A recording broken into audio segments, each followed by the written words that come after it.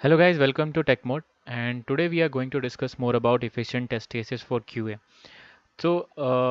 In this tutorial, or you can say basically kind of discussion, we are going to see how you can use pre-built templates that I am going to discuss to create certain test cases for your application, and we will dive into real world scenario where we will have a particular login page and how we can write certain efficient test cases for our QA and all. So let's get started. Let's discuss more about test cases. So what are test cases? Basically, you can say as written on the slides also. It's a basically set of conditions under which testers will determine whether the application or software systems which a feature works or not.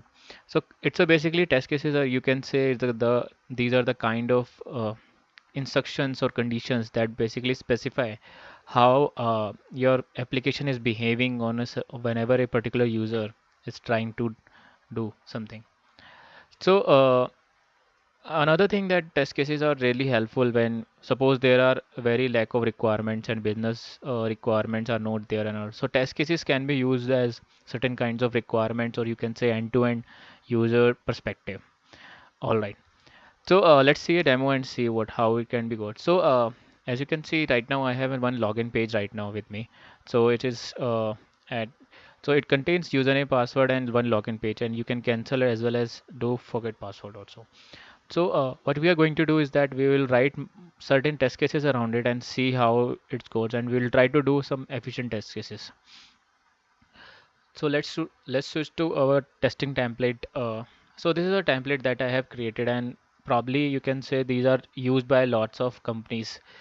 And I have given an example of login page here. So we have few columns related to it. For example, the first column related to test case ID and the second one is related to the requirement that a user is doing and the type of test cases as well as certain after followed by feature or page feature basically kind of page where we are doing certain kind of things. So another thing, the next column related to steps to be executed as well as expected result, actual and pass fail status. So the first part where we have to do is that so you have to divide your test cases into valid as well as into invalid test cases. So valid test cases include your whenever you are entering any valid input, so application should behave properly on valid test cases, right?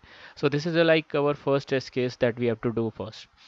After that, we'll move to negative test cases, or you can say certain kind of invalid test cases, where you just do is that you start with your empty username and empty password and click on the submit button. You just entered invalid name, password, or you just entered certain kind of invalid long characters and all.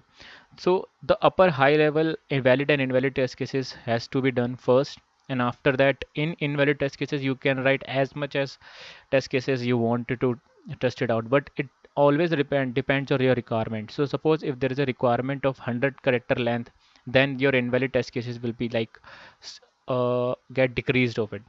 So if you don't have a particular requirement for that checkbox and all that I wanted to discuss, so then definitely you will have less number of test cases for invalid test cases.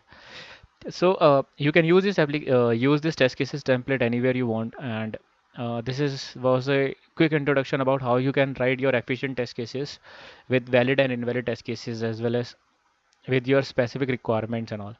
So thanks a lot for your tutorial and thanks a lot for watching. And if you like this, please like, share and subscribe and let me know in the comments what exactly you wanted to see in your next videos. Thanks a lot and